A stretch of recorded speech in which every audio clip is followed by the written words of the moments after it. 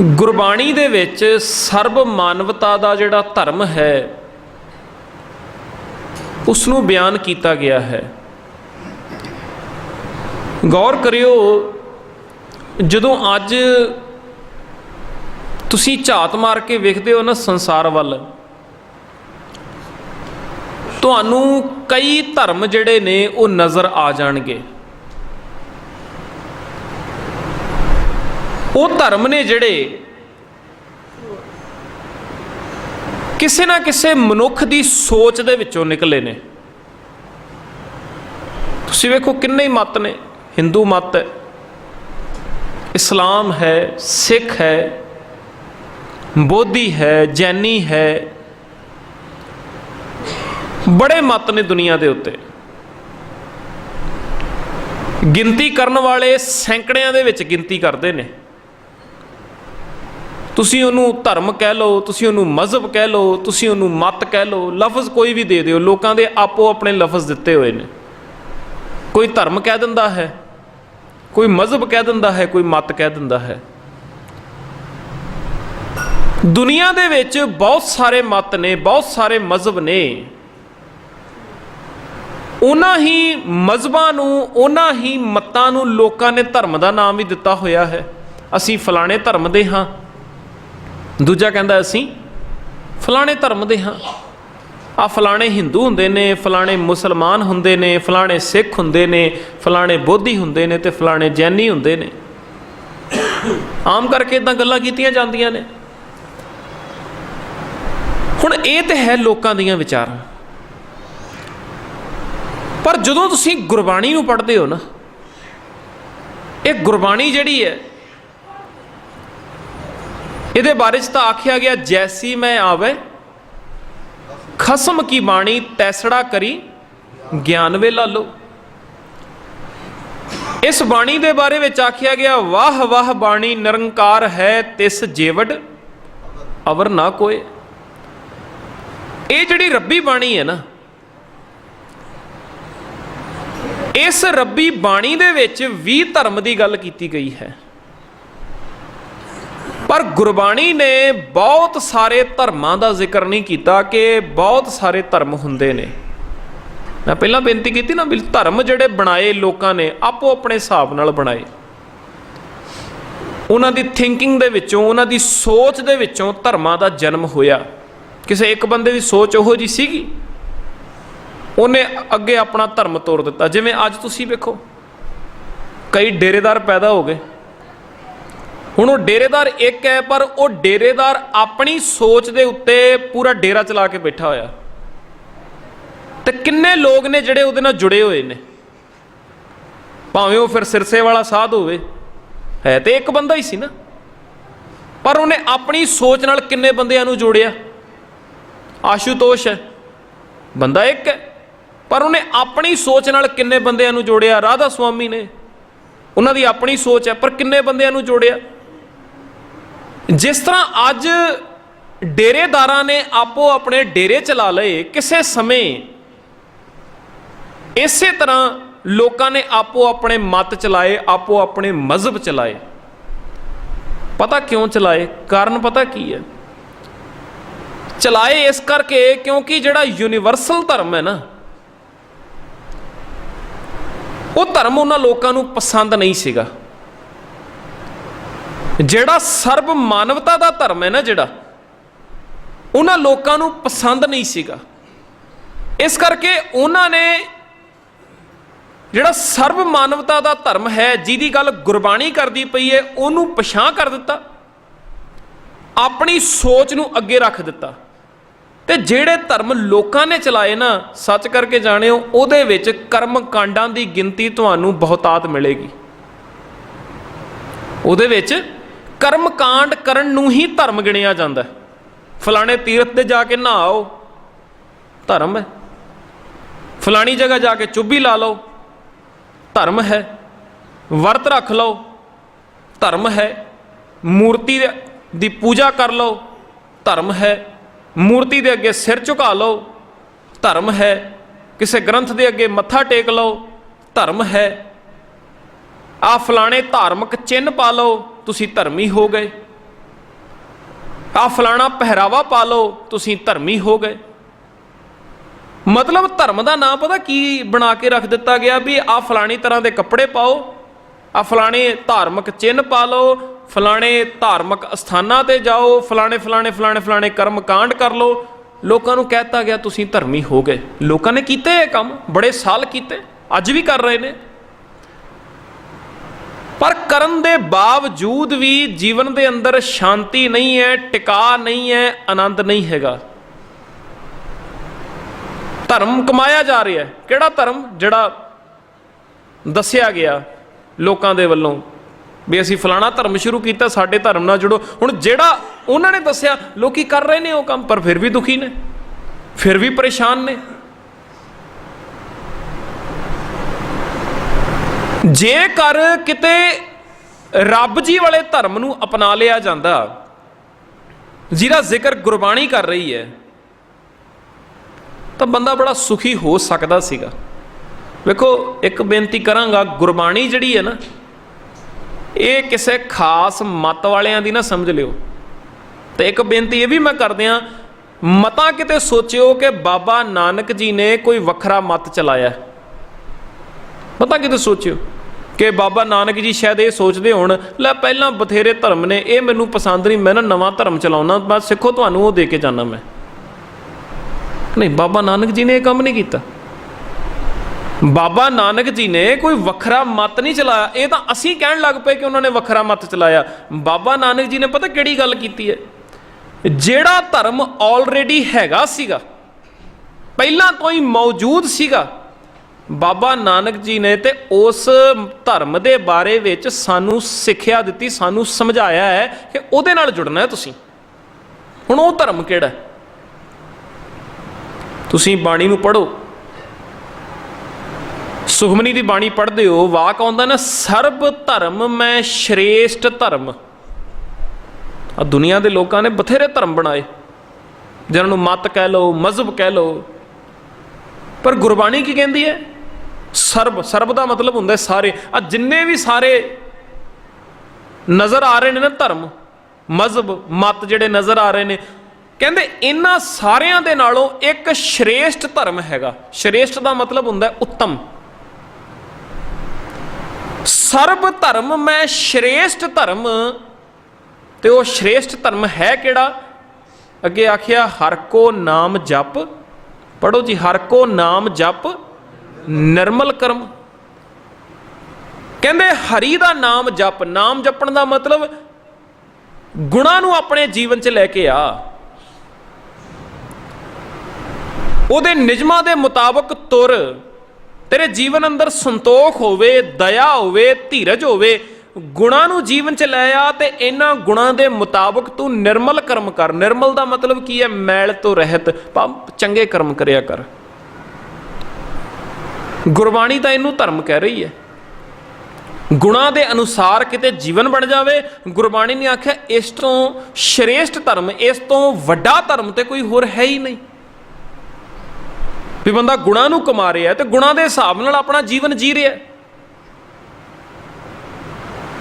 ਜੇ ਕਿਤੇ ਕੰਮ ਤੇ ਜਾਂਦਾ ਹੈ, ਉੱਥੇ ਇਮਾਨਦਾਰੀ ਨਾਲ ਆਪਣਾ ਕੰਮ ਕਰ ਰਿਹਾ। ਜੇ ਲੜਕੇ ਦਾ ਵਿਆਹ ਕਰਦਾ ਪਿਆ ਤੇ ਸੰਤੋਖੀ ਹੋਇਆ ਪਿਆ, ਕਹਿੰਦਾ ਮੈਨੂੰ ਨਹੀਂ ਚਾਹੀਦਾ ਦਹੇਜ। ਗੁਣ ਨੇ ਨਾ, ਗੁਣ ਕਮਾਏ ਜਾ ਰਹੇ ਨੇ ਜੀਵਨ ਦੇ ਅੰਦਰ।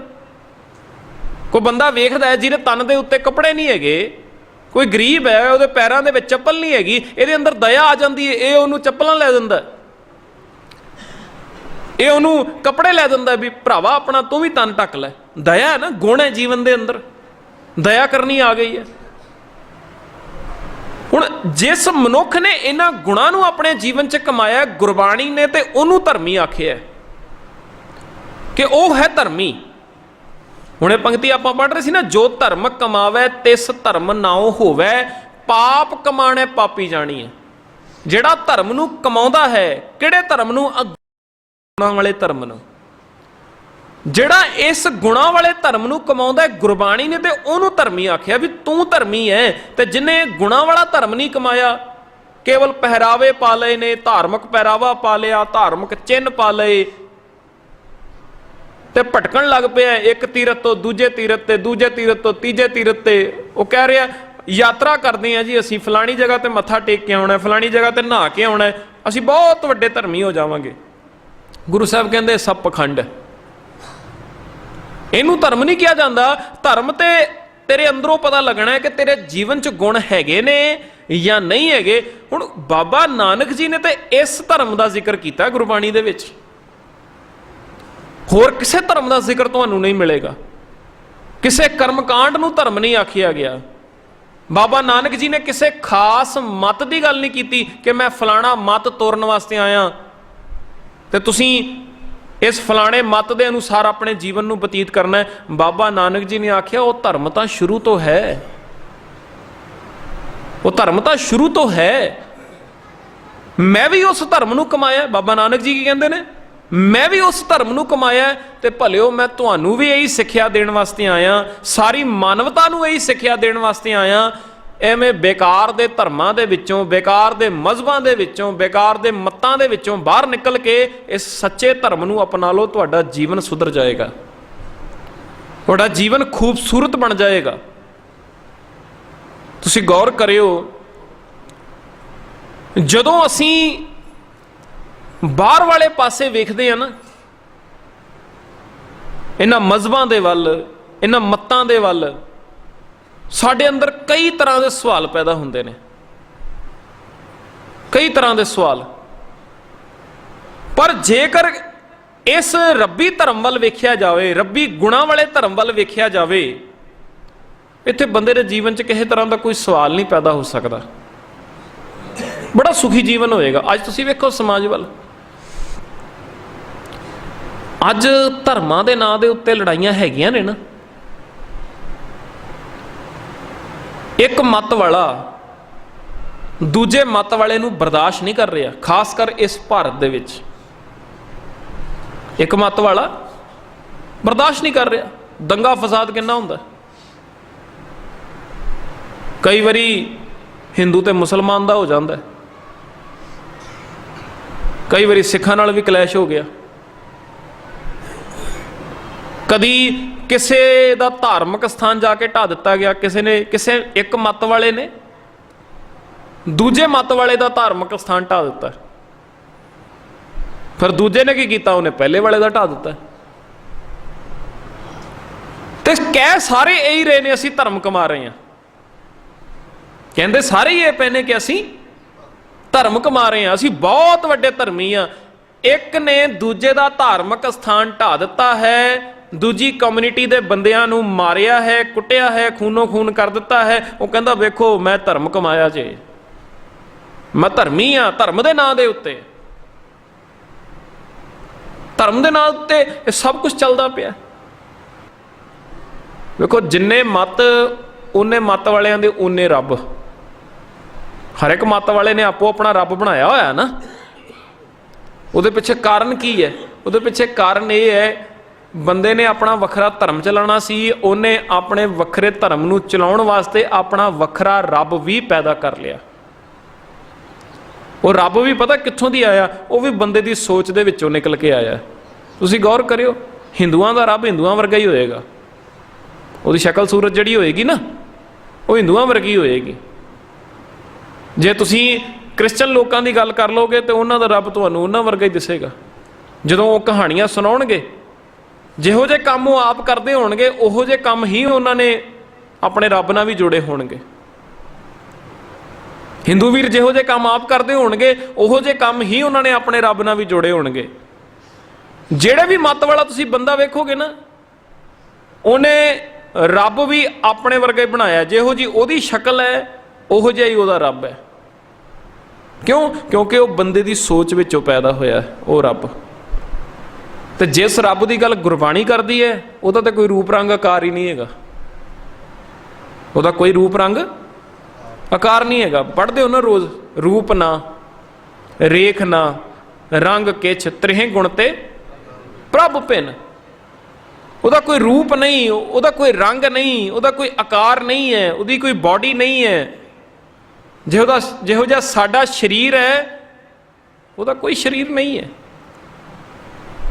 हाँ, वो तो निजमां दे रूप में हर थां दे उत्ते वरत रहा है, ਉਹ ਤਾਂ ਗਿਆਨ ਦੇ ਰੂਪ ਵਿੱਚ ਸਾਡੇ ਅੰਦਰ ਵੀ ਬੈਠਾ ਹੋਇਆ, ਗੁਣਾਂ ਦੇ ਰੂਪ ਵਿੱਚ ਸਾਡੇ ਅੰਦਰ ਵੀ ਬੈਠਾ ਹੋਇਆ, ਉਹ ਤੇ ਹੈ ਹਰ ਥਾਂ ਦੇ ਉੱਤੇ ਹੈ ਨਾ।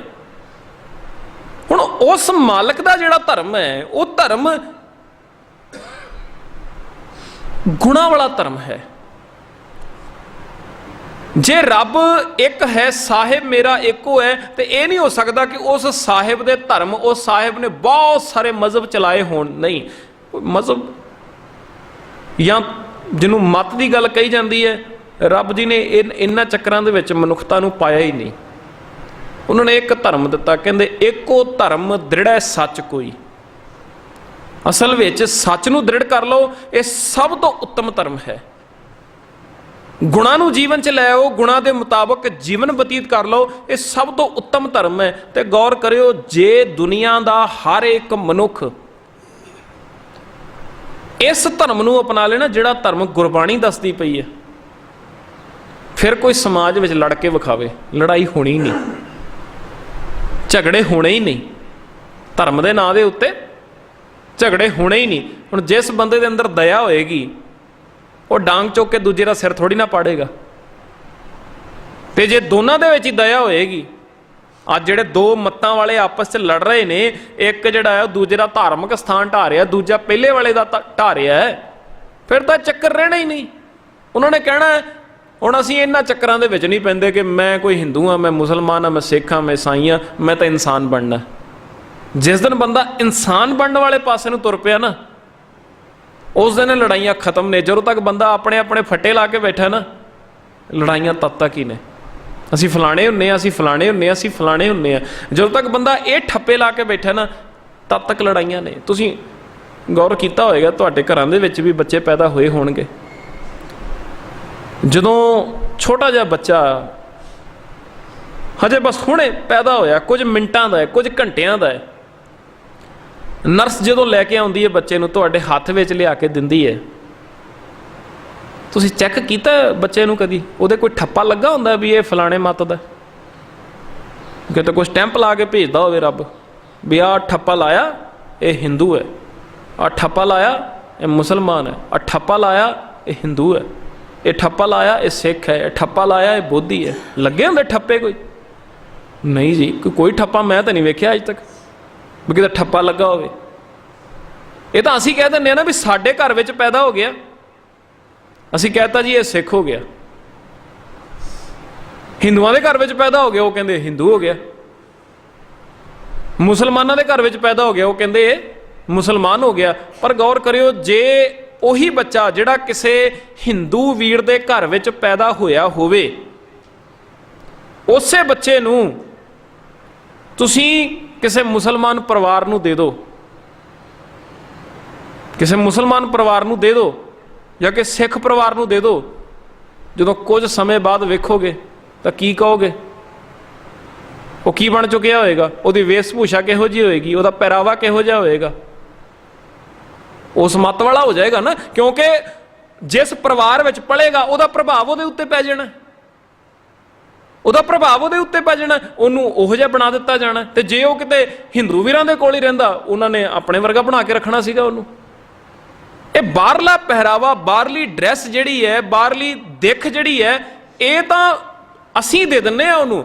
ਪਰ ਜੇਕਰ ਤੁਸੀਂ ਰੱਬ ਦੀ ਗੱਲ ਕਰੋਗੇ ਵੀ ਰੱਬ ਨੇ ਕਿਸੇ ਨੂੰ ਹਿੰਦੂ ਬਣਾਇਆ, ਰੱਬ ਨੇ ਕਿਸੇ ਨੂੰ ਮੁਸਲਮਾਨ ਬਣਾਇਆ, ਕਿਸੇ ਨੂੰ ਸਿੱਖ, ਕਿਸੇ ਨੂੰ ਬੋਧੀ, ਕਿਸੇ ਨੂੰ ਜੈਨੀ ਬਣਾਇਆ, ਨਹੀਂ, ਰੱਬ ਨੇ ਕੇਵਲ ਇਨਸਾਨ ਬਣਾਇਆ। ਰੱਬ ਨੇ ਕੇਵਲ ਇਨਸਾਨ ਬਣਾਇਆ। ਉਹਨੇ ਮਜ਼ਹਬਾਂ ਦੇ ਚੱਕਰ 'ਚ ਤੇ ਪਾਇਆ ਹੀ ਨਹੀਂ ਕਿਸੇ ਨੂੰ, ਕਿਸੇ ਨੂੰ ਨਹੀਂ ਪਾਇਆ। ਉਹਨੇ ਕੇਵਲ ਇਨਸਾਨ ਬਣਾਇਆ। ਗੁਰਬਾਣੀ ਨੇ ਵੀ ਕੇਵਲ ਇਨਸਾਨੀਅਤ ਦੀ ਗੱਲ ਕੀਤੀ ਹੈ, ਹੋਰ ਦੂਜੀ ਤੀਜੀ ਕੋਈ ਗੱਲ ਹੀ ਨਹੀਂ ਕੀਤੀ। ਜਦੋਂ ਗੁਰਬਾਣੀ ਵਿੱਚ ਸਿੱਖ ਦਾ ਜ਼ਿਕਰ ਵੀ ਆਉਂਦਾ ਹੈ ਨਾ, ਸਿੱਖ ਦਾ ਜ਼ਿਕਰ ਗੁਰਬਾਣੀ ਵਿੱਚ ਆ ਰਿਹਾ, ਕੋਈ ਸ਼ੱਕ ਵਾਲੀ ਗੱਲ ਨਹੀਂ। ਪਰ ਸਿੱਖ ਦਾ ਜ਼ਿਕਰ ਕੋਈ ਵੱਖਰਾ ਮਜ਼ਹਬ ਕਰਕੇ ਨਹੀਂ ਕੀਤਾ ਗਿਆ। ਤੁਹਾਨੂੰ ਪੂਰੀ ਗੁਰਬਾਣੀ ਦੇ ਵਿੱਚ ਕਿਤੇ ਵੀ ਸਿੱਖ ਧਰਮ, ਸਿੱਖ ਮਜ਼ਹਬ ਜਾਂ ਸਿੱਖ ਮਤ ਇਹ ਲਫ਼ਜ਼ ਨਹੀਂ ਮਿਲੇਗਾ। ਸਿੱਖ ਲਫ਼ਜ਼ ਜ਼ਰੂਰ ਹੈਗਾ, ਪਰ ਸਿੱਖ ਧਰਮ, ਸਿੱਖ ਮਜ਼ਹਬ, ਸਿੱਖ ਮਤ ਇਹ ਲਫ਼ਜ਼ ਨਹੀਂ ਹੈਗਾ। ਹਾਂ, ਸੱਚ ਧਰਮ ਦਾ ਜ਼ਿਕਰ ਆ ਰਿਹਾ ਗੁਰਬਾਣੀ ਵਿੱਚ, ਗੁਣਾਂ ਵਾਲੇ ਧਰਮ ਦਾ ਜ਼ਿਕਰ ਆ ਰਿਹਾ, ਇਨਸਾਨੀਅਤ ਦੇ ਧਰਮ ਦਾ ਜ਼ਿਕਰ ਆ ਰਿਹਾ, ਪਰ ਸਿੱਖ ਧਰਮ, ਸਿੱਖ ਮਜ਼ਹਬ, ਸਿੱਖ ਮਤ ਦਾ ਜ਼ਿਕਰ ਨਹੀਂ ਹੈ। ਇੱਥੇ ਕਾਹਦਾ ਜ਼ਿਕਰ ਹੈ? ਕੇਵਲ ਗੁਣਾਂ ਦਾ। ਤੇ ਜਿਹਨੂੰ ਆਪਾਂ ਕਹਿੰਦੇ ਨਾ ਵੀ ਗੁਰਬਾਣੀ ਵਿੱਚ ਸਿੱਖ ਲਫ਼ਜ਼ ਤੇ ਵਰਤਿਆ ਗਿਆ, ਉਹ ਸਿੱਖ ਲਫ਼ਜ਼ ਪਤਾ ਕਾਹਦੇ ਵਾਸਤੇ ਆਇਆ? ਸਟੂਡੈਂਟ ਦੇ ਵਾਸਤੇ, ਵਿਦਿਆਰਥੀ ਦੇ ਵਾਸਤੇ, ਸਿੱਖਿਆਰਥੀ ਦੇ ਵਾਸਤੇ। ਆਪਾਂ ਕਹਿੰਦੇ ਆ ਇਹ ਸਿੱਖਿਆਰਥੀ ਹੈ, ਭਾਵੇਂ ਸਿੱਖ ਹੈ। ਅਸੀਂ ਵੀ ਸਿੱਖਿਆਰਥੀ ਬਣਨਾ, ਕੋਈ ਸ਼ੱਕ ਵਾਲੀ ਗੱਲ ਨਹੀਂ। ਕੇਵਲ ਅਸੀਂ ਨਹੀਂ, ਬਾਬਾ ਨਾਨਕ ਜੀ ਤੇ ਇਹ ਮੈਸੇਜ ਦੇਣ ਵਾਸਤੇ ਆਏ ਸੀ ਸਰਵ ਮਾਨਵਤਾ ਨੂੰ ਕਿ ਤੁਸੀਂ ਸਾਰੇ ਹੀ ਸਿੱਖ ਹੋ ਜਾਓ, ਭਾਵ ਸਾਰੇ ਹੀ ਸਟੂਡੈਂਟ ਬਣ ਜਾਓ। ਕਿਹਦੇ ਸਟੂਡੈਂਟ? ਰੱਬ ਜੀ ਦੇ, ਜਿਹੜਾ ਰੱਬ ਸਾਡੇ ਸਾਰਿਆਂ ਦੇ ਅੰਦਰ ਮੌਜੂਦ ਹੈ। ਸਿੱਖ ਦਾ ਮਤਲਬ ਕੀ ਹੈ? ਸਟੂਡੈਂਟ। ਮਤਾਂ ਕਿਤੇ ਸੋਚਿਓ ਵੀ ਸਿੱਖ ਦਾ ਮਤਲਬ ਕੇਵਲ ਇੰਨਾ ਹੁੰਦਾ ਹੈ ਵੀ ਜਿਹਨੇ ਪੱਗ ਬੰਨੀ ਹੈ, ਜਿਹਦੀ ਲੰਬੀ ਸਾਰੀ ਦਾੜੀ, ਜਿਹਨੇ ਕਕਾਰ ਪਾਏ ਤੇ ਉਹ ਸਿੱਖ ਹੈ। ਸਿੱਖ ਦਾ ਮਤਲਬ ਕੀ ਹੈ? ਸਟੂਡੈਂਟ, ਵਿਦਿਆਰਥੀ। ਉਹਨੂੰ ਸਿੱਖ ਕਿਹਾ ਜਾਂਦਾ। ਤੇ ਦੁਨੀਆ ਦੇ ਵਿੱਚ ਕੋਈ ਮਨੁੱਖ ਵੀ ਸਿੱਖ ਬਣ ਸਕਦਾ। ਉਹਦੇ ਵਾਸਤੇ ਉਹਨੂੰ ਕੋਈ ਐਸੀ ਗੱਲ ਨਹੀਂ ਹੈ ਕੋਈ ਵੱਖਰਾ ਮਜ਼ਹਬ ਜਿਹੜਾ ਅਪਣਾਉਣਾ ਪੈਂਦਾ, ਨਹੀਂ। ਇੱਥੇ ਤਾਂ ਧਰਮ ਦੀ ਗੱਲ ਹੈ। ਗੁਣਾਂ ਨੂੰ ਜੀਵਨ 'ਚ ਕਮਾ ਲਵੇ, ਜਿਹੜਾ ਗੁਣਾਂ ਵਾਲਾ ਧਰਮ ਹੈ ਉਹਨੂੰ ਜੀਵਨ ਵਿੱਚ ਲੈ ਕੇ ਆਵੇ, ਉਹਨਾਂ ਗੁਣਾਂ ਦੇ ਮੁਤਾਬਕ ਆਪਣਾ ਜੀਵਨ ਬਤੀਤ ਕਰੇ। ਗੁਰੂ ਸਾਹਿਬ ਕਹਿਣਗੇ ਤੂੰ ਸਿੱਖ ਹੈ, ਤੂੰ ਸਿੱਖਿਆਰਥੀ ਹੈ। ਹੁਣ ਉਹਨੂੰ ਭਾਵੇਂ ਸਿੱਖ ਕਹਿ ਲਓ, ਉਹਨੂੰ ਭਾਵੇਂ ਸਚਿਆਰ ਕਹਿ ਲਓ, ਉਹਨੂੰ ਭਾਵੇਂ ਗੁਰਸਿੱਖ ਕਹਿ ਲਓ, ਉਹਨੂੰ ਗੁਰੂ ਪਿਆਰਾ ਕਹਿ ਲਓ, ਜੋ ਮਰਜ਼ੀ ਕਹਿ ਲਓ, ਉਹਨੂੰ ਉਹ 'ਚ ਕੋਈ ਫਰਕ ਨਹੀਂ ਹੈ। ਇਹ ਲਫ਼ਜ਼ ਹੀ ਬਾਹਰੋਂ ਦੀ ਵੱਖਰੇ ਵੱਖਰੇ ਹੈਗੇ ਨੇ, ਲਫ਼ਜ਼ ਹੀ ਵੱਖਰੇ ਵੱਖਰੇ ਨੇ, ਪਰ ਪਿੱਛੇ ਤੇ ਗੱਲ ਇੱਕੋ ਹੀ ਹੈ ਨਾ। ਗੱਲ ਤੇ ਇਹੀ ਹੈ ਵੀ ਗੁਣਾਂ ਨੂੰ ਜੀਵਨ 'ਚ ਕਮਾ ਤੇ ਸਿੱਖਿਆਰਥੀ ਬਣ ਜਾ। ਹੁਣ ਬੱਚਾ ਸਕੂਲ ਪੜ੍ਹਨ ਵਾਸਤੇ ਜਾਂਦਾ ਹੈ, ਬੱਚਾ ਸਕੂਲ ਪੜ੍ਹਨ ਵਾਸਤੇ ਜਾਂਦਾ ਹੈ, ਉਹ ਆਪਣੇ ਆਪ ਨੂੰ ਕੀ ਅਖਵਾਉਂਦਾ? ਮੈਂ ਸਟੂਡੈਂਟ ਹਾਂ, ਮੈਂ ਸਿੱਖ ਹਾਂ, ਠੀਕ ਹੈ ਨਾ। ਹੁਣ ਜਦੋਂ ਉਹ ਕਹਿੰਦਾ ਕਿ ਮੈਂ ਸਿੱਖ ਹਾਂ, ਮੈਂ ਸਟੂਡੈਂਟ ਹਾਂ, ਮੈਂ ਸਿੱਖਿਆਰਥੀ ਹਾਂ, ਮੈਂ ਵਿਦਿਆਰਥੀ ਹਾਂ, ਅਸੀਂ ਉਹਨੂੰ ਕਿਸੇ ਮਜ਼ਹਬ ਨਾਲ ਜੋੜਦੇ ਹਾਂ ਵੀ ਇਹ ਫਲਾਣੇ ਮਜ਼ਹਬ ਦਾ ਹੋਏਗਾ ਜੀ? ਨਹੀਂ। ਸਿੱਖਿਆਰਥੀ ਤਾਂ ਸਾਰੇ ਸਿੱਖਿਆਰਥੀ ਨੇ, ਸਿੱਖਿਆਰਥੀ ਤਾਂ ਸਾਰੇ। ਜੇ 50 ਬੱਚਾ ਕਲਾਸ ਵਿੱਚ ਬੈਠਾ ਹੈ ਤੇ ਉਹ 50 ਦੇ 50 ਉਸ ਸਮੇਂ ਕੀ ਹੁੰਦੇ ਨੇ? ਉਹ ਸਿੱਖ ਹੀ ਹੁੰਦੇ ਨੇ, ਠੀਕ ਹੈ। ਵੈਸੇ ਉਹ ਭਾਵੇਂ ਜਿਹੜੇ ਮਰਜ਼ੀ ਮਜ਼ਹਬ ਨਾਲ ਸੰਬੰਧ ਰੱਖਦੇ ਹੋਣ, ਉਹ ਤਾਂ ਇੱਕ ਪਿੱਛੇ ਰਹਿ ਗਈ ਨਾ ਗੱਲ। ਉੱਥੇ ਕੀ ਕਰਨ ਆਏ ਨੇ ਕਲਾਸ ਦੇ ਵਿੱਚ? ਉਹ ਪੜ੍ਹਨ ਵਾਸਤੇ ਆਏ ਨੇ। ਕੀ ਪੜ੍ਹਨ ਵਾਸਤੇ ਆਏ? ਉਹ ਸਾਇੰਸ ਪੜ੍ਹਨ ਵਾਸਤੇ ਆਏ ਨੇ, ਉਹ ਮੈਥਸ ਪੜ੍ਹਨ ਵਾਸਤੇ ਆਏ ਨੇ, ਇੰਗਲਿਸ਼ ਪੜ੍ਹਨ ਵਾਸਤੇ ਆਏ ਨੇ, ਗੁਰਮੁਖੀ ਪੜ੍ਹਨ ਵਾਸਤੇ ਆਏ ਨੇ। ਉੱਥੇ ਤੇ ਉਹ ਸਿੱਖ ਨੇ, ਉੱਥੇ ਤੇ ਉਹ ਸਿੱਖਿਆਰਥੀ ਨੇ, ਉਹ ਸਿੱਖਿਆ ਲੈਣ ਵਾਸਤੇ ਆਏ ਨੇ। ਬਸ ਬਾਬਾ ਨਾਨਕ ਜੀ ਇਹੀ ਗੱਲ ਸਾਨੂੰ ਸਮਝਾਉਣੀ ਚਾਹੁੰਦੇ ਨੇ। ਉਹ ਭਲਿਓ ਐਵੇਂ ਮਜ਼ਹਬ ਦੇ ਚੱਕਰ ਵਿੱਚ ਪੈ ਕੇ ਕਾਹਨੂੰ ਬੇੜਾ ਗਰਕ ਕੀਤਾ, ਕਾਹਨੂੰ ਲੜਾਈਆਂ ਝਗੜਿਆਂ ਦੇ ਵਿੱਚ ਪਏ ਹੋਏ ਹੋ? ਸਿੱਖਿਆਰਥੀ ਬਣੋ ਨਾ ਰੱਬ ਦੇ, ਸਿੱਖਿਆਰਥੀ ਬਣੋ, ਉਹਦੇ ਗੁਣਾਂ ਨੂੰ ਜੀਵਨ 'ਚ ਲੈ ਕੇ ਆਓ, ਧਰਮੀ ਬਣ ਜਾਓ ਮਨ ਕਰਕੇ। ਇਹ ਸਭ ਲੜਾਈ ਝਗੜੇ ਕਲੇਸ਼ ਜਿੰਨੇ ਵੀ ਅੱਜ ਮਜ਼ਹਬਾਂ ਦੇ ਨਾਂ ਦੇ ਉੱਤੇ ਹੈਗੇ ਨੇ, ਉਹ ਸਭ ਖਤਮ ਹੋ ਸਕਦੇ ਨੇ। ਜੀਵਨ ਬੜਾ ਸੁਖਾਲਾ ਤੇ ਬੜਾ ਸੁਖੀ ਹੋ ਸਕਦਾ ਹੈ। ਤੁਸੀਂ ਵੇਖੋ, ਜਦੋਂ ਤੁਸੀਂ ਗੁਰਬਾਣੀ ਪੜ੍ਹੋਗੇ ਨਾ, ਗੁਰਬਾਣੀ ਵਿੱਚ ਤੁਹਾਨੂੰ ਬ੍ਰਾਹਮਣ ਦਾ, ਮੁਸਲਮਾਨ ਦਾ, ਜੋਗੀ ਦਾ, ਸਿੱਖ ਦਾ, ਖਾਲਸਾ ਦਾ, ਸਾਰਿਆਂ ਦਾ ਜ਼ਿਕਰ ਮਿਲੇਗਾ। ਜ਼ਿਕਰ ਸਾਰਿਆਂ ਦਾ। ਹੁਣ ਤੁਸੀਂ ਆਮ ਕਰਕੇ ਵੇਖਿਓ, ਜਦੋਂ ਤੁਸੀਂ ਕਿਸੇ ਬ੍ਰਾਹਮਣ ਦੀ ਗੱਲ ਕਰੋਗੇ, ਕਿਸੇ ਪੰਡਤ ਦੀ ਗੱਲ ਕਰੋਗੇ, ਤੇ ਸਾਡੇ ਦਿਮਾਗ ਦੇ ਵਿੱਚ ਇੱਕਦਮ ਕੀ ਆਉਂਦਾ? ਇੱਕ ਪਿਕਚਰ ਆਉਂਦੀ ਹੈ। ਬ੍ਰਾਹਮਣ ਕਿਹੋ ਜਿਹਾ? ਬੋਦੀ ਵਾਲਾ ਹੈ, ਧੋਤੀ ਵਾਲਾ ਹੈ, ਜਨੇਊ ਉਹਨੇ ਪਾਇਆ ਹੋਇਆ। ਇਹੀ ਪਿਕਚਰ ਆਉਂਦੀ ਨਾ ਸਾਡੇ ਦਿਮਾਗ ਦੇ ਅੰਦਰ ਵੀ ਇਹ ਬ੍ਰਾਹਮਣ ਹੁੰਦਾ ਜੀ, ਇਦਾਂ ਦਾ ਬੰਦਾ। ਪਰ ਜਦੋਂ ਤੁਸੀਂ ਗੁਰਬਾਣੀ ਤੋਂ ਪੁੱਛੋਗੇ ਨਾ, ਗੁਰਬਾਣੀ ਨੇ ਗੱਲ ਬੜੀ ਨਿਵੇਕਲੀ ਕੀਤੀ ਹੈ। ਜਿਹੜਾ ਬ੍ਰਾਹਮਣ ਤੇ ਸਾਨੂੰ ਬਾਹਰ ਨਜ਼ਰ ਆ ਰਿਹਾ ਹੈ, ਜਿਹੜਾ ਕਿਸੇ ਮੰਦਿਰ ਵਿੱਚ ਬੈਠਾ ਪੁਜਾਰੀ ਹੈ, ਗੁਰਬਾਣੀ ਕਹਿੰਦੀ ਹੈ ਮੈਂ ਉਸ ਪੁਜਾਰੀ ਦੇ ਨਾਲ ਸਹਿਮਤ ਨਹੀਂ। ਗੁਰੂ ਸਾਹਿਬ ਕੀ ਕਹਿੰਦੇ ਨੇ? ਮੈਂ ਉਸ ਪੁਜਾਰੀ ਦੇ ਨਾਲ ਸਹਿਮਤ ਨਹੀਂ, ਉਹਦੀ ਵਿਚਾਰਧਾਰਾ ਦੇ ਨਾਲ, ਉਹਦੇ ਚਿੰਨ੍ਹਾਂ ਦੇ ਨਾਲ ਸਹਿਮਤ ਨਹੀਂ। ਹਾਂ, ਪਰ ਬ੍ਰਾਹਮਣ ਬਣਨਾ ਚਾਹੀਦਾ ਹੈ, ਤਾਂ ਸਭ ਨੂੰ ਹੀ ਬਣਨਾ ਚਾਹੀਦਾ। ਪਰ ਪਤਾ ਕਿਹੋ ਜਿਹਾ? ਕਬੀਰ ਜੀ ਨੂੰ ਪੁੱਛੋ, ਕਬੀਰ ਜੀ ਕਹਿੰਦੇ ਨੇ, ਕਹੋ ਕਬੀਰ ਜੋ ਬ੍ਰਹਮ ਵਿਚਾਰੈ ਸੋ ਬ੍ਰਾਹਮਣ ਕਹੀਅਤ ਹੈ ਹਮਾਰੇ। ਕਹਿੰਦੇ ਕੋਈ ਮਨੁੱਖ ਆਪਣੇ ਆਪ ਨੂੰ ਬ੍ਰਾਹਮਣ ਅਖਵਾਉਣਾ ਚਾਹੁੰਦਾ ਹੈ, ਠੀਕ ਹੈ, ਉਹਦੀ ਖੁਸ਼ੀ ਹੈ, ਅਖਵਾ ਲਵੇ, ਉਹਦੀ ਖੁਸ਼ੀ ਹੈ, ਅਖਵਾ ਲਵੇ। ਪਰ ਬ੍ਰਾਹਮਣ ਦੀ ਜਿਹੜੀ ਡੈਫੀਨੇਸ਼ਨ ਹੋਏਗੀ ਨਾ, ਉਹ ਆ ਹੋਣੀ ਚਾਹੀਦੀ ਹੈ, ਕਹੋ ਕਬੀਰ ਜੋ ਬ੍ਰਹਮ ਵਿਚਾਰੈ, ਜਿਹੜਾ ਬ੍ਰਹਮ ਦੀ ਵਿਚਾਰ ਕਰਦਾ ਹੋਵੇ। ਬ੍ਰਹਮ ਕੀ ਹੈ? ਰਮਿਆ ਹੋਇਆ ਰੱਬ, ਜਿਹੜਾ ਨਿਯਮਾਂ ਨੂੰ ਸਮਝਦਾ ਹੋਵੇ, ਜਿਹੜਾ ਗੁਣਾਂ ਦੇ ਮੁਤਾਬਕ ਜੀਵਨ ਬਤੀਤ ਕਰਨਾ ਜਾਣਦਾ ਹੋਵੇ। ਕਹੋ ਕਬੀਰ ਜੋ ਬ੍ਰਹਮ ਵਿਚਾਰੈ ਸੋ ਬ੍ਰਾਹਮਣ ਕਹੀਅਤ ਹੈ ਹਮਾਰੇ। ਕਹਿੰਦੇ ਸਾਡੇ ਵਿੱਚ ਤੇ ਬ੍ਰਾਹਮਣ ਉਹਨੂੰ ਕਿਹਾ ਜਾਂਦਾ ਹੈ ਜਿਹੜਾ ਬ੍ਰਹਮ ਦੀ ਵਿਚਾਰ ਕਰਦਾ ਹੈ, ਜਿਹੜਾ ਗੁਣਾਂ ਦੀ ਵਿਚਾਰ ਕਰਦਾ ਹੈ, ਜਿਹੜਾ ਉਹਦੇ ਸੱਚੇ ਗਿਆਨ ਦੀ ਵਿਚਾਰ ਕਰਦਾ ਹੈ, ਜਿਹਨੂੰ ਰੱਬੀ ਨਿਯਮਾਂ ਦੇ ਮੁਤਾਬਕ, ਕੁਦਰਤ ਦੇ ਨਿਯਮਾਂ ਦੇ ਮੁਤਾਬਕ ਆਪਣਾ ਜੀਵਨ ਬਤੀਤ ਕਰਨਾ ਆ ਗਿਆ ਹੈ। ਗੁਰਬਾਣੀ ਤਾਂ ਉਹਨੂੰ ਬ੍ਰਾਹਮਣ ਕਹਿ ਰਹੀ ਹੈ। ਕਿਉਂ ਜੀ? ਇਹੋ ਜਿਹਾ ਬ੍ਰਾਹਮਣ ਬਣਨਾ ਚਾਹੀਦਾ ਕਿ ਨਹੀਂ? ਸਾਨੂੰ ਬਣਨਾ ਚਾਹੀਦਾ ਇਹੋ ਜਿਹਾ ਬ੍ਰਾਹਮਣ? ਬਣ ਜਾਓ, ਕੀ ਫਰਕ ਪੈਂਦਾ? ਤੁਸੀਂ ਗੌਰ ਕਰਿਓ, ਬਾਹਰੋਂ ਦੀ ਭਾਵੇਂ ਬ੍ਰਾਹਮਣ ਕਹਿ ਲਓ, ਮੁਸਲਮਾਨ ਕਹਿ ਲਓ, ਜੋਗੀ ਕਹਿ ਲਓ, ਤੁਹਾਡੇ ਸਾਹਮਣੇ ਮੈਂ ਗੁਰਬਾਣੀ 'ਚੋਂ ਪ੍ਰਮਾਣ ਰੱਖਦਾ, ਗੁਰੂ ਸਾਹਿਬ ਨੇ ਹਰ ਕਿਸੇ ਦੀ ਪਰਿਭਾਸ਼ਾ ਇੱਕ ਸਮਾਨ ਦਿੱਤੀ ਹੈ। ਤੁਸੀਂ ਜਦੋਂ ਬਾਹਰੋਂ ਕਿਸੇ ਮੁਸਲਮਾਨ ਨੂੰ ਵੇਖਦੇ ਹੋ, ਆਪਾਂ ਕੀ ਵੇਖਦੇ ਹਾਂ? ਚਿੱਟੇ ਰੰਗ ਦੀ ਉਹਨੇ ਟੋਪੀ ਪਾਈ ਹੋਈ ਹੈ, ਦਾੜੀ ਹੈਗੀ ਆ, ਮੁੱਛਾਂ ਨਹੀਂ ਹੈਗੀਆਂ, ਇੱਕ ਵੱਖਰੀ ਦਿੱਖ ਹੈ ਨਾ, ਮੁਸੱਲਾ ਉਹਦੇ ਮੋਢੇ ਦੇ ਉੱਤੇ ਹੈ। ਆਪਾਂ ਕਹਿੰਦੇ ਹਾਂ ਫਲਾਣਾ ਕੌਣ ਹੈ ਜੀ? ਇਹ ਮੁਸਲਮਾਨ ਹੈ। ਹੁਣ ਜਿਹੜੀ ਉਹਦੀ ਦਿੱਖ ਹੈ, ਬਾਬਾ ਨਾਨਕ ਜੀ ਕਹਿੰਦੇ ਮੈਨੂੰ ਉਹਦੀ ਇਸ ਦਿੱਖ ਨਾਲ ਕੋਈ ਲੈਣਾ ਦੇਣਾ ਨਹੀਂ, ਕੋਈ ਲੈਣਾ ਦੇਣਾ ਨਹੀਂ। ਕਹਿੰਦੇ ਜਿਸ ਨੂੰ ਮੈਂ ਮੁਸਲਮਾਨ ਕਹਿੰਦਾ, ਜਿਸ ਨੂੰ ਇਹ ਰੱਬੀ ਬਾਣੀ ਮੁਸਲਮਾਨ ਕਹਿੰਦੀ ਹੈ ਨਾ, ਇਹੋ ਜਿਹਾ ਮੁਸਲਮਾਨ ਤਾਂ ਕੋਈ ਵੀ ਬਣ ਸਕਦਾ। ਹੁਣ ਗੌਰ ਕਰਿਓ, ਬਾਣੀ ਦਾ ਫਰਮਾਨ ਪੜ੍ਹੋ, ਜਿਹਦੇ ਵਿੱਚ ਕਹਿੰਦੇ ਨੇ 5 ਨਮਾਜ਼ਾਂ, ਵਕਤ 5 ਨਮਾਜ਼ਾਂ ਨੇ ਤੇ 5 ਹੀ ਵੇਲੇ ਨੇ ਉਹਨੂੰ ਪੜ੍ਹਨ ਦੇ। ਹੁਣ ਇਹ ਤਾਂ ਬਾਹਰਲੀ ਗੱਲ ਹੋ ਗਈ ਨਾ, ਵੀ ਜਿਵੇਂ ਉਹਨਾਂ ਦੇ ਵਿੱਚ 5 ਨਮਾਜ਼ਾਂ ਉਹ ਪੜ੍ਹਦੇ ਨੇ ਤੇ 5 ਹੀ ਉਹਨਾਂ ਦੇ ਵੇਲੇ ਹੁੰਦੇ ਨੇ ਨਮਾਜ਼ ਪੜ੍ਹਨ ਦੇ। 5 ਨਮਾਜ਼ਾਂ, ਵਕਤ 5, 5 9 ਤੇ 5 ਹੀ ਉਹਨਾਂ ਦੇ ਵੱਖਰੇ ਵੱਖਰੇ ਨਮਾਜ਼ਾਂ ਦੇ ਨਾਂ ਵੀ ਨੇ। ਹੁਣ ਬਾਬਾ ਜੀ ਕਹਿੰਦੇ ਵੀ ਠੀਕ ਹੈ, ਉਹਨਾਂ ਦੇ ਵਿੱਚ ਸਭ ਕੁਝ ਚੱਲਦਾ। ਕਹਿੰਦੇ ਪਰ ਜਿਹੜੀਆਂ ਨਮਾਜ਼ਾਂ ਮੈਂ ਦੱਸਣ ਲੱਗਾ ਨਾ, ਇਹ ਨਮਾਜ਼ਾਂ ਨੇ ਜਿਹੜੀਆਂ, ਇਹ ਦੁਨੀਆ ਦਾ ਹਰ ਇੱਕ ਮਨੁੱਖ ਪੜ੍ਹ ਸਕਦਾ। ਹੁਣ ਗੌਰ ਕਰਿਓ ਕਿਹੜੀਆਂ ਨੇ? ਪਹਿਲਾਂ ਸੱਚ, ਪਹਿਲਾਂ ਸੱਚ। ਪਹਿਲੀ ਨਮਾਜ਼ ਕਿਹੜੀ ਹੈ? ਸੱਚ ਦੀ। ਕਿਉਂ ਜੀ? ਸਾਨੂੰ ਪੜ੍ਹਨੀ ਚਾਹੀਦੀ ਕਿ ਨਹੀਂ ਪੜ੍ਹਨੀ ਚਾਹੀਦੀ ਸੱਚ ਦੀ ਨਮਾਜ਼? ਸੱਚ ਜੀਵਨ 'ਚ ਹੋਣਾ ਚਾਹੀਦਾ ਕਿ ਨਹੀਂ? ਇਹ ਨਮਾਜ਼ ਤਾਂ ਸਾਨੂੰ ਵੀ ਪੜ੍ਹ ਲੈਣੀ ਚਾਹੀਦੀ ਹੈ, ਕੋਈ ਮਾੜੀ ਤਾਂ ਨਹੀਂ ਹੈ ਨਮਾਜ਼। ਹਾਂ, ਅਸੀਂ ਉਹਨਾਂ ਵਾਲੀ ਨਮਾਜ਼ ਨਹੀਂ ਪੜ੍ਹਦੇ, ਪਰ ਸੱਚ ਦੀ ਨਮਾਜ਼ ਪੜ੍ਹੀ ਜਾ ਸਕਦੀ। ਪਹਿਲਾਂ ਸੱਚ, ਹਲਾਲ ਦੋਏ। ਦੂਜੀ ਨਮਾਜ਼ ਕਿਹੜੀ ਹੈ? ਇਮਾਨਦਾਰੀ ਲੈ ਕੇ ਆ ਜੀਵਨ ਦੇ ਵਿੱਚ, ਹਲਾਲ ਦੋਏ। ਤੀਜਾ ਖੈਰ ਖੁਦਾਏ, ਸਰਬੱਤ ਦਾ ਭਲਾ, ਸਰਬੱਤ ਦਾ ਭਲਾ ਮੰਗਿਆ ਕਰ, ਖੈਰ ਮੰਗਿਆ ਕਰ। ਇਹ ਤੀਜੀ ਨਮਾਜ਼ ਹੈ ਤੇਰੀ। ਚੌਥੀ ਨੀਅਤ ਰਾਸ ਮਨ। ਚੌਥੀ ਨਮਾਜ਼ ਕਿਹੜੀ ਹੈ? ਆਪਣੀ ਨੀਅਤ ਨੂੰ ਰਾਸ ਕਰ, ਆਪਣੀ ਨੀਅਤ ਚੰਗੀ ਬਣਾ ਜ ਰੱਖ। ਪੰਜਵੀਂ ਸਿਫਤ ਸੁਣਾਏ। ਤੇ ਪੰਜਵੀਂ ਨਮਾਜ਼ ਕਿਹੜੀ ਹੈ? ਸਿਫਤ ਸਲਾਹ ਕਰਿਆ ਕਰ ਹਮੇਸ਼ਾ, ਉਹਦੇ ਗੁਣਾਂ ਨਾਲ ਸਾਂਝ ਪਾ ਕੇ ਰੱਖਿਆ ਕਰ ਹਮੇਸ਼ਾ। ਕਰਨੀ ਕਲਮਾ ਆਖ ਕੇ, ਕਲਮਾ ਵੀ ਪੜ੍ਹਦਾ ਨਾ ਮੁਸਲਮਾਨ ਵੀਰ, ਕਹਿੰਦੇ ਤੇਰੇ ਵਾਸਤੇ ਕਲਮਾ ਪਤਾ ਕੀ ਹੋਣੀਆਂ ਚਾਹੀਦੀਆਂ? ਆਪਣੀ ਕਰਨੀ ਨੂੰ ਚੰਗਾ ਬਣਾ ਲੈ, ਆਪਣੇ ਕੰਮਾਂ ਨੂੰ ਚੰਗਾ ਬਣਾ ਲੈ, ਚੰਗੇ ਕੰਮ ਕਰਿਆ ਕਰ। ਕਰਨੀ ਕਲਮਾ ਆਖ ਕੇ ਤਾਂ ਮੁਸਲਮਾਨ ਸਦਾਏ, ਤਾਂ ਤੂੰ ਮੁਸਲਮਾਨ ਹੈ। ਗੁਰਬਾਣੀ ਨੇ ਮੁਸਲਮਾਨ ਦੀ ਪਰਿਭਾਸ਼ਾ ਹੀ ਦਿੱਤੀ ਹੈ।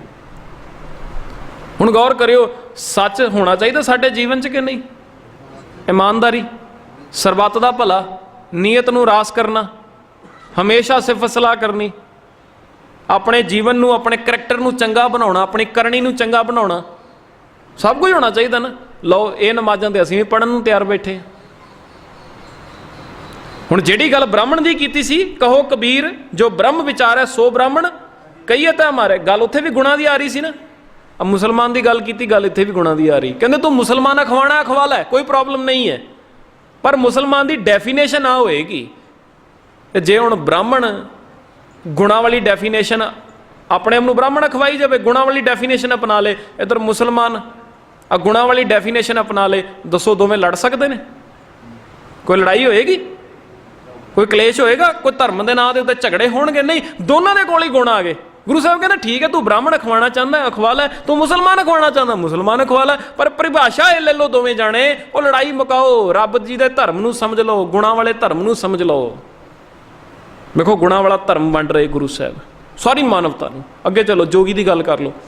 हुण जोगी जो असीं वेखदे हां किहो जिहा हुंदा, पिंडे तो सवाह मिली है, नहांदा धोंदा है नहीं है, जड़ावां बणीआं होईआं ने, हत्थ विच डंडा फड़िया वा, गोदड़ी उहदे कोल हैगी है, टाकियां वाले उन्हें कपड़े पाए हुए ने, आपां कहने ये जोगी है।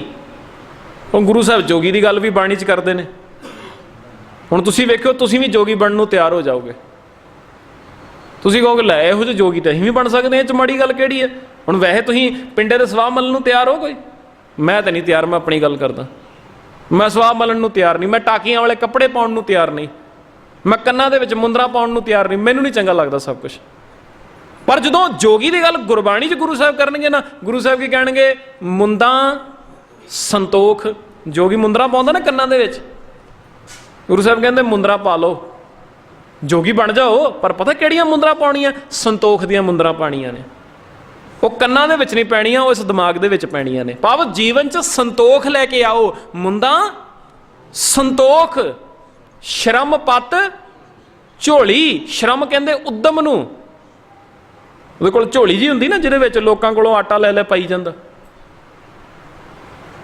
ਕਹਿੰਦੇ ਆਪਣੇ ਜੀਵਨ ਦੇ ਅੰਦਰ ਉਦਮ ਲੈ ਆ, ਤਾਂ ਕਿ ਤੈਨੂੰ ਕਿਸੇ ਦੇ ਅੱਗੇ ਹੱਥ ਨਾ ਅੱਡਣਾ ਪਵੇ। ਉਦਮ ਵਾਲਾ ਗੁਣ ਜੀਵਨ 'ਚ ਲੈ ਕੇ ਆ। ਇਸ ਤਰ੍ਹਾਂ ਜੋਗੀ ਬਣਨਾ ਕਿਹਨੇ ਮਨਾ ਕੀਤਾ? ਮੁੰਦਾ ਸੰਤੋਖ, ਸ਼ਰਮ ਪੱਤ ਝੋਲੀ। ਧਿਆਨ ਕੀ ਕਰੇ ਵਿਭੂਤ। ਤੂੰ ਪਿੰਡੇ ਤੇ ਸਵਾਹ ਮਲਦਾ ਹੈ, ਦੱਸ ਉਹਦਾ ਲਾਭ ਕੀ ਹੈ? ਸਦਾ ਹੀ ਗੁਣਾਂ ਦੇ ਵਿੱਚ ਆਪਣਾ ਧਿਆਨ ਲਾ ਕੇ ਰੱਖਿਆ ਕਰ, ਇਮਾਨਦਾਰੀ ਦੇ ਵਿੱਚ ਆਪਣਾ ਧਿਆਨ ਲਾ ਕੇ ਰੱਖਿਆ ਕਰ। ਇਹੀ ਹੈ ਤੇਰੇ ਵਾਸਤੇ ਵਿਭੂਤ ਮਲਣਾ। ਤੈਨੂੰ ਐਵੇਂ ਬਾਹਰੋਂ ਸਵਾਹ ਮਲਣ ਦੀ ਲੋੜ ਨਹੀਂ ਹੈ, ਬਣ ਜਾ ਜੋਗੀ।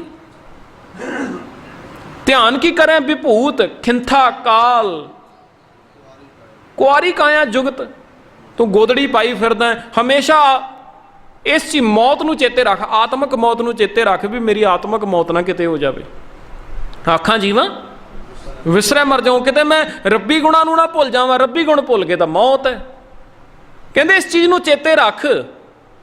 ਖਿੰਥਾ ਕਾਲ ਕੁਆਰੀ ਕਾਇਆ ਜੁਗਤ। ਆਪਣੀ ਕਾਇਆ ਨੂੰ ਕੁਆਰਾ ਰੱਖ ਵਿਕਾਰਾਂ ਦੇ ਵੱਲੋਂ। ਇਹ ਵਿਕਾਰ ਤੇਰੇ ਉੱਤੇ ਆਪਣਾ ਭੈੜਾ ਪ੍ਰਭਾਵ ਨਾ ਪਾ ਸਕਣ। ਗੁਣਾਂ ਨਾਲ ਸਾਂਝ ਪਾ ਨਾ, ਗੁਣਾਂ ਨੂੰ ਜੀਵਨ 'ਚ ਲੈ ਆ, ਤੂੰ ਜੋਗੀ ਬਣ ਸਕਦਾ। ਗੱਲੀ ਜੋਗ ਨਾ ਹੋਈ ਏਕ ਦ੍ਰਿਸ਼ਟ ਕਰ ਸੰਸਰ ਜਾਣੈ ਜੋਗੀ ਕਹੀਏ ਸੋਈ। ਜੋਗੀ ਦੀ ਪਰਿਭਾਸ਼ਾ ਤੇ ਆ ਹੈ ਨਾ ਵੀ ਗੱਲਾਂ ਦੇ ਨਾਲ ਜੋਗ ਨਹੀਂ ਹੈ। ਜੋਗ ਦਾ ਮਤਲਬ ਹੁੰਦਾ ਮਿਲਾਪ, ਤੇ ਜੋਗੀ ਉਹਨੂੰ ਕਿਹਾ ਜਾਂਦਾ ਜਿਹੜਾ ਮਿਲਾਪ ਕਰਨ ਵਾਸਤੇ ਤੁਰਿਆ ਹੋਵੇ। ਕਹਿੰਦੇ ਗੱਲਾਂ ਨਾਲ ਜੋਗ ਥੋੜੀ ਨਾ, ਗੱਲਾਂ ਨਾਲ ਰੱਬ ਜੀ ਨਾਲ ਮਿਲਾਪ ਥੋੜੀ ਨਾ, ਗੱਲਾਂ ਨਾਲ ਸਾਂਝ ਥੋੜੀ ਨਾ ਪੈਣੀ। ਗੱਲੀ ਜੋਗ ਨਾ ਹੋਈ ਏਕ ਦ੍ਰਿਸ਼ਟ ਕਰ ਸੰਸਰ ਜਾਣੈ। ਤੂੰ ਇੱਕ ਦ੍ਰਿਸ਼ਟੀ, ਇੱਕ ਸਮਾਨ ਸਾਰਿਆਂ ਨੂੰ ਵੇਖਣਾ ਸ਼ੁਰੂ ਕਰ।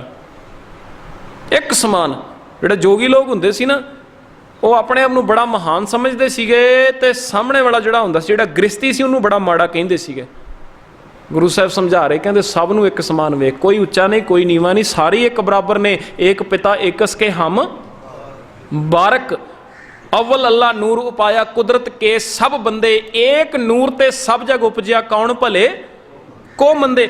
ਆਹ ਜਿਹੜੀ ਡੈਫੀਨੇਸ਼ਨ ਦਿੱਤੀ ਨਾ ਗੁਰੂ ਸਾਹਿਬ ਨੇ, ਵੇਖੋ ਇੱਕ ਕੀਤਾ ਸਭ ਨੂੰ। ਏਕ ਦ੍ਰਿਸ਼ਟ ਕਰ ਸੰਸਰ ਜਾਣੈ। ਸੰਸਰ ਦਾ ਮਤਲਬ ਹੁੰਦਾ ਬਰਾਬਰ। ਸੰਸਰ ਜਾਣੈ ਜੋਗੀ ਕਹੀਏ ਸੋਈ। ਇਹਨੂੰ ਜੋਗੀ ਕਿਹਾ ਜਾਂਦਾ। ਹੁਣ ਤੁਸੀਂ ਮੈਨੂੰ ਦੱਸੋ, ਇਹੋ ਜਿਹਾ ਜੋਗੀ ਬਣਨ ਨੂੰ ਤਿਆਰ ਹੋ? ਇੱਕ ਸਮਾਨ ਸਾਰਿਆਂ ਨੂੰ ਵੇਖਣਾ ਚਾਹੀਦਾ ਕਿ ਨਹੀਂ? ਕਿ ਉਹੀ ਵਿਤਕਰੇ ਕਰਨੇ ਚਾਹੀਦੇ ਆ? ਅਸੀਂ ਉੱਚੀ ਜਾਤੀ ਦੇ ਹੁੰਦੇ ਆ, ਫਲਾਣਾ ਨੀਵਾਂ ਹੁੰਦਾ, ਅਸੀਂ ਫਲਾਣੇ ਹੁੰਦੇ ਆ, ਫਲਾਣਾ ਹੁੰਦਾ, ਮਤਲਬ ਵਿਤਕਰੇ। ਅੱਜ ਸਾਡੇ 'ਚ ਵੀ ਚੀਜ਼ਾਂ ਆ ਗਈਆਂ। ਗੁਰੂ ਸਾਹਿਬ ਕਹਿੰਦੇ ਤੂੰ ਇੱਕ ਸਮਾਨ ਵੇਖ ਲੈ। ਹੁਣ ਜਿਹੜਾ ਬੰਦਾ ਇੱਕ ਸਮਾਨ ਵੇਖਦਾ ਹੋਏਗਾ, ਉਹ ਕਿਸੇ ਦਾ ਧਾਰਮਿਕ ਸਥਾਨ ਢਾਉਣ ਵਾਸਤੇ ਜਾਵੇਗਾ? ਉਹ ਲੜਾਈ ਝਗੜਿਆਂ ਦੇ ਵਿੱਚ, ਕਲੇਸ਼ਾਂ ਦੇ ਵਿੱਚ ਪਵੇਗਾ? ਨਹੀਂ। ਉਹਨੇ ਢਾਉਣਾ ਕੀ ਹੈ? ਉਹਨੇ ਆਪ ਆਪਣੇ ਧਾਰਮਿਕ ਸਥਾਨ ਛੱਡ ਦੇਣੇ ਨੇ। ਉਹਨੇ ਕਹਿਣਾ ਮੈਂ ਇਹਨਾਂ ਮਜ਼ਹਬਾਂ ਦੇ ਚੱਕਰਾਂ 'ਚ ਲੈਣਾ ਕੀ ਹੈ, ਮੈਨੂੰ ਤਾਂ ਸੱਚਾ ਧਰਮ ਸਮਝ ਆ ਗਿਆ। ਮੈਂ ਤਾਂ ਆਪਣੇ ਘਰ ਬਹਿ ਕੇ ਵੀ ਗੁਣਾਂ ਨੂੰ ਆਪਣੇ ਜੀਵਨ 'ਚ ਕਮਾ ਲਵਾਂਗਾ। ਮੈਂ ਰਾਤੀ ਬੇਨਤੀ ਕੀਤੀ ਸੀ ਨਾ ਵੀ ਇਹ ਜਿਹੜਾ ਗੁਰਦੁਆਰਾ ਹੈ ਨਾ, ਇਹਨੂੰ ਮਤਾ ਕਿਤੇ ਕੋਈ ਇੱਦਾਂ ਦਾ ਧਾਰਮਿਕ ਸਥਾਨ ਸਮਝਿਓ ਜਿਵੇਂ ਦੂਜੇ ਲੋਕਾਂ ਦੇ ਹੈਗੇ ਨੇ। ਇਹ ਸਕੂਲ ਹੈ। ਇੱਥੇ ਆਪਾਂ ਕਿਉਂ ਆਏ ਹਾਂ? ਇੱਥੇ ਸਿੱਖਿਆ ਲੈਣ ਵਾਸਤੇ ਆਉਂਦੇ ਹਾਂ ਆਪਾਂ। ਇੱਥੇ ਕੇਵਲ ਇਹ ਸਾਡਾ ਕੰਮ ਨਹੀਂ ਵੀ ਮੱਥਾ ਟੇਕਿਆ ਤੇ ਅਸੀਂ ਕੋਈ ਧਾਰਮਿਕ ਸਥਾਨ ਹੈ ਤੇ ਅਸੀਂ ਘਰ ਨੂੰ ਤੁਰ ਜਾਣਾ। ਨਹੀਂ, ਗੁਰਦੁਆਰਾ ਸਕੂਲ ਹੈ। ਗੁਰਦੁਆਰੇ ਆ ਕੇ ਸਿੱਖਿਆ ਲੈਣੀ। ਉਹ ਗੱਲ ਵੱਖਰੀ ਹੈ ਕਿ ਸਾਡਾ ਅੱਜ ਜੋ ਸਿਸਟਮ ਬਣ ਗਿਆ ਉਹ ਸਕੂਲ ਵਰਗਾ ਨਹੀਂ ਰਿਹਾ। ਕਿਸੇ ਸਮੇਂ ਦੇ ਉੱਤੇ ਗੁਰਦੁਆਰੇ ਨੂੰ ਜਦੋਂ ਧਰਮਸ਼ਾਲਾ ਕਿਹਾ ਜਾਂਦਾ ਸੀ, ਕਲਾਸਾਂ ਲੱਗਦੀਆਂ ਹੁੰਦੀਆਂ ਸੀਗੀਆਂ ਬੱਚਿਆਂ ਦੀਆਂ, ਬਜ਼ੁਰਗਾਂ ਦੀਆਂ, ਬੀਬੀਆਂ ਦੀਆਂ, ਮਤਲਬ ਪੂਰਾ ਸਕੂਲ ਵਾਲਾ ਕੰਮ ਹੁੰਦਾ ਸੀ। ਜਿਵੇਂ ਬੱਚਾ ਸਕੂਲ ਵਿੱਚ ਜਾ ਕੇ ਪੜ੍ਹਦਾ, ਉਸੇ ਤਰ੍ਹਾਂ ਗੁਰਦੁਆਰਿਆਂ 'ਚ ਵੀ ਪੜ੍ਹਾਇਆ ਜਾਂਦਾ ਸੀਗਾ, ਪੜ੍ਹਾਈ ਹੁੰਦੀ ਸੀ। ਉਹ ਗੱਲ ਵੱਖਰੀ ਵੀ ਅੱਜ ਸਾਡਾ ਸਿਸਟਮ ਚੇਂਜ ਹੋ ਗਿਆ, ਪਰ ਗੁਰਦੁਆਰਾ ਫਿਰ ਵੀ ਧਾਰਮਿਕ ਸਥਾਨ ਨਹੀਂ ਬਣਿਆ। ਇਹਨੂੰ ਸਕੂਲ ਹੀ ਹੈ, ਇਹ ਸਕੂਲ ਹੀ ਰਹੇਗਾ। ਇਹ ਹੈ ਹੀ ਸਕੂਲ ਹੈ। ਇੱਥੇ ਆ ਕੇ ਸਿੱਖਿਆ ਲੈਣੀ ਹੈ। ਸੋ ਜੋਗੀ ਦੀ ਜਦੋਂ ਗੱਲ ਆਈ, ਉੱਥੇ ਵੀ ਵੇਖੋ ਗੁਣਾਂ ਦੀ ਗੱਲ ਹੈ। ਤੇ ਅਖੀਰ ਵਿੱਚ ਮੈਂ ਬੇਨਤੀ ਕਰਾਂ, ਤੁਸੀਂ ਸਿੱਖ ਦੀ ਗੱਲ ਕਰੋਗੇ ਨਾ, ਹੁਣ ਬਾਹਰਲੇ ਤੌਰ ਦੇ ਉੱਤੇ ਤੁਸੀਂ ਜਿਹੜੀ ਮਰਜ਼ੀ ਸਿੱਖ ਦੀ ਪਰਿਭਾਸ਼ਾ ਰੱਖੀ ਹੋਵੇ, ਉਹਨੂੰ ਇੱਕ ਵੱਖਰੇ ਤੌਰ ਦੇ ਉੱਤੇ ਪਾਸੇ ਰੱਖ ਦਿਓ। पर जदों गुरबाणी सिख की गल करेगी ना, गुरबाणी की कहेगी, गुरबाणी कहेगी सो सिख सखा बंदप है भाई जे गुर कै भाणे विच आवे। साडा गुरु कौन है? ज्ञान, जिहड़ा ज्ञान दे अकॉर्डिंग तुरदा है, गुरबाणी उहनूं सिख कहंदी है। बाब जी की सुरत विच रब्बी ज्ञान है, गुरबाणी उहनूं सिख कहंदी। असीं सिख किहनूं कहंदे आ? असीं जिहदे सिर ते पग वेखी उहनूं कहंदे आ सिख है, जिहदी दाढ़ी वेखी उहनूं आपां कहंदे आ ये सिख है। हो सकदा दाढ़ी भी रखी होवे, सोहणी पग भी बन्नदा होवे, पर शराब पींदा होवे, नशा करदा होवे, है सिख कि नहीं? फिर तो नहीं है, क्योंकि कहना तो मन्निया नहीं। हो सकदा सोहनी दस्तार भी होवे, दाढ़ी केस भी होण, इथों तक ककार भी पाए होण, पर बेईमानियां करदा होवे। बड़े बंदे हैगे ने ना बेईमानियां करदा होवे। हुण जिहड़ा बंदा बेईमानियां करदा है उहदे पल्ले ही गुण नहीं हैगे, वो जिन्ना मर्जी छाती ठोक के कही जाए मैं सिख हाँ मैं सिख हाँ, गुरु साहब कहणगे तू सिखियार्थी बनिया ही नहीं अजे तक, तेरे पल्ले सिखिया ही नहीं। इत्थे सिख तां ओह हुंदा है जिन्हें सच्चे गुरु की सिक्ख्या नूं कमा भी लिया है। सो सिख सखा बंदप है भाई जे गुर कै भाणे विच आवे, अपने भाणे जो चले भाई विछड़ चोटां खावे। तुसीं इत्थे खालसा की गल करोगे, उत्थे भी किसी बाहरले पिरावे का जिक्र नहीं। असीं जदों खालसे की गल करते हैं असीं कहने वड्डा सारा दुमाला बन्निया होवे नीले रंग का, नीला चोला पाया होवे, 5-7 कड़े एक पासे 5-7 कड़े एक पासे, आ बावां 'च पाया ना 5-7 निहंग सिंह तुसीं वेखदे हो, तो कृपान पाई होवे वड्डी सारी 3 फुट्टी, पजामा पाया ना होवे, पजामे का त्याग किया हो। कौन है जी? आपां कहांगे खालसा जी आ रहे हैं, आपां इदां ही कहने खालसा जी आ रहे। पर गुरबाणी तो तुसीं पुछो, गुरबाणी कहंदी बाहरले पिरावे वाल ना जा, पिरावा तो कोई भी पा लेगा। कई तुसीं बंदे वेखे होने हुंदे मोने ने, बाहरों नीला चोला पाया फड़े जाते, कई वीडियो वायरल होंदियां ने। तो हुण पिरावे जे पिरावा पा के खालसा बनता हुंदा फिर तो मोना बंदा भी खालसा हो गया सीगा, जरदा तंबाकू खाण वाला भी खालसा हो गया सीगा। पर गल इत्थे पहरावे दी नहीं, गल गुणा दी है। कबीर जी की कहंदे ने? कबीर जी कहंदे कहो कबीर जन भए खालसे प्रेम भगत जहें जानी। कहंदे ओ जन ओ मनुख असल विच खालसे ने जिन्हां दे जीवन विच प्रेम है, जिहड़े सबनां नाल प्रेम करना सिख गए ने। प्रेम भगत जिन्हां नूं भगती करनी आ गई, भगत दे तत्ते नूं सिहारी लगी, इहदा मतलब भगती। ते आपां राती सिੱਖਿਆ ਸੀ ना भगती किवें हुंदी, विण गुण कीते भगत ना हो। जो तक जीवन च गुण नहीं तद तक भगती नहीं। अगेन वेखो गल गुणा की आ गई है, फिर तो गल गुणा की आ गई है भी गुण जीवन च लैके आ, प्यार जीवन च लैके आ तां तू खालसा है। हुण गौर करियो, तुसीं ब्राह्मण की गल कीती, उत्थे गल कादी सी? गुणा दी। मुसलमान की गल कीती, गल कादी सी? गुणा दी। जोगी की गल कीती, गुणा की गल सी। सिख की गल कीती, उत्थे भी गुणा की गल सी। खालसे की गल कीती, उत्थे भी गुणा की गल सी। ये तो मैं 5 तुहाडे नाल साझे कीते ने। जे तुसीं गुरबाणी च होर भी पढ़ना चाहो ना खत्तरी के बारे में, तो बहुत कुछ हैगा, तुहानूं बड़ियां परिभाषावां इहो जिहियां मिल जाणियां। सारियां दे पिछे गल जिहड़ी है वो गुणा दी आएगी। पता क्यों गुरु साहब ने काम किया? क्योंकि वो सारी मानवता नूं एक प्लेटफॉर्म के उत्ते इकट्ठा करना चाहुंदे ने। वो नहीं चाहुंदे कि कोई लड़े, वो नहीं चाहुंदे कि वितकरे पैदा होण, वो नहीं चाहुंदे कि लोगों का समा बर्बाद होवे, लोग धर्म के नाम ते वंडियां पा के बैठे होण। गुरु साहब कहंदे मैं तुहानूं इहो जिहा धर्म देण लगा जिहड़ा धर्म वंडियां नूं खत्म करके तुहाडे जीवन नूं खुशहाल बना देगा। सो गुरु सवारियो अज सानूं भी लोड़ है कि जिस धर्म की गल बाबा नानक जी करके गए ने, जिहड़ा धर्म आप भी उन्होंने अपने जीवन च कमाया सी, ते वो सानू भी वही धर्म दे के गए। अज लोड़ है कि उस धर्म के नाल किते असीं भी जुड़ जाइए। धर्म किहड़ा? फिर एक बारी पढ़ लो अखीर दे विच, सर्ब धर्म मैं श्रेष्ठ धर्म हर को नाम जप निर्मल कर्म। वो धर्म किहड़ा है? एको धर्म दृढ़ सच कोई। बस इस तो अलावा तुहानूं गुरबाणी विच होर कोई गल नहीं मिलनी। आ धर्म दस्सिया गुरबाणी दे विच। हुण ओ मर्जी मेरी है, साडी सारियां दी है कि सानू ये धर्म चंगा लगता है या नहीं लगता। क्योंकि बहुते बंदियां नूं ये गुणा वाला धर्म चंगा नहीं लगता। पता क्यों? क्योंकि सुधरना पैंदा। इत्थे सुधरना पैंदा ते बंदा सुधरन वास्ते तैयार नहीं है। इस करके वो पता की कहंदा? वो कहंदा मेरा मज़हब मैनू प्यारा, मैं मज़हब जी चंगा वां, मैं धर्मी नहीं बनना। बस गल ये आ, बंदा धर्मी इस करके बनने वास्ते तैयार नहीं, बंदा पहरावियां च खुश है। कहंदा वेखो पहरावा पाया, मैं ਧਰਮ ਦਾ, ਮੈਂ ਧਰਮੀ ਆ, ਮੈਂ ਧਾਰਮਿਕ ਚਿੰਨ੍ਹ ਪਾਏ ਮੈਂ ਧਰਮੀ ਆ, ਮੈਂ ਫਲਾਣੇ ਤੀਰਥ ਤੇ ਜਾਣਾ ਮੈਂ ਧਰਮੀ ਆ, ਮੈਂ ਫਲਾਣਾ ਕਰਮਕਾਂਡ ਕਰ ਲੈਣਾ ਮੈਂ ਧਰਮੀ ਆ। ਬੰਦਾ ਇਹਦੇ ਵਿੱਚ ਹੀ ਖੁਸ਼ ਹੋਈ ਜਾਂਦਾ। ਕਿਉਂ? ਕਿਉਂਕਿ ਇਹ ਸਾਰੀਆਂ ਚੀਜ਼ਾਂ ਬੰਦੇ ਨੂੰ ਇਹ ਨਹੀਂ ਕਹਿੰਦੀਆਂ ਕਿ ਤੂੰ ਚੇਂਜ ਹੋ। ਉਹ ਕਹਿੰਦੇ ਜਿੱਦਾਂ ਹੈ ਠੀਕ ਹੈ, ਕਰੀ ਜਾਓ ਸਾਰਾ ਕੁਝ। ਪਰ ਜਦੋਂ ਗੁਰਬਾਣੀ ਦੇ ਸੱਚੇ ਧਰਮ ਦੀ ਗੱਲ ਹੈ ਕਿ ਗੁਰਬਾਣੀ ਨੇ ਕਹਿਣਾ ਬਦਲ ਆਪਣੇ ਆਪ ਨੂੰ, ਬੰਦਾ ਬਦਲਣ ਨੂੰ ਤਿਆਰ ਨਹੀਂ ਹੈ, ਇਸ ਕਰਕੇ ਉਹਨੂੰ ਇਹ ਸੱਚਾ ਧਰਮ ਜਿਹੜਾ ਉਹ ਚੰਗਾ ਨਹੀਂ ਲੱਗਦਾ। ਪਰ ਆਓ ਅਪਣਾਈਏ ਇਸ ਸੱਚੇ ਧਰਮ ਨੂੰ ਤਾਂ ਜੋ ਜੀਵਨ ਖੂਬਸੂਰਤ ਬਣ ਸਕੇ। ਇਸੇ ਤਰ੍ਹਾਂ ਗੁਰਬਾਣੀ ਕਥਾ ਦੀਆਂ ਹੋਰ ਵੀਡੀਓਜ਼ ਵੇਖਣ ਵਾਸਤੇ ਤੁਸੀਂ ਮੇਰਾ YouTube channel Baljit Singh Delhi official ਉਸ ਨੂੰ ਸਬਸਕ੍ਰਾਈਬ ਕਰੋ। ਸਬਸਕ੍ਰਾਈਬ ਤੋਂ ਬਾਅਦ ਇੱਕ ਘੰਟੀ ਬਣੀ ਹੋਈ ਆਏਗੀ, ਉਸ ਘੰਟੀ ਨੂੰ ਵੀ ਦਬਾ ਦਿਓ ਤਾਂ ਕਿ ਜਦੋਂ ਵੀ ਕੋਈ ਨਵੀਂ ਵੀਡੀਓ ਅਪਲੋਡ ਹੋਵੇ ਉਸ ਦਾ ਮੈਸੇਜ ਆਪ ਜੀ ਤੱਕ ਪਹੁੰਚ ਜਾਵੇ।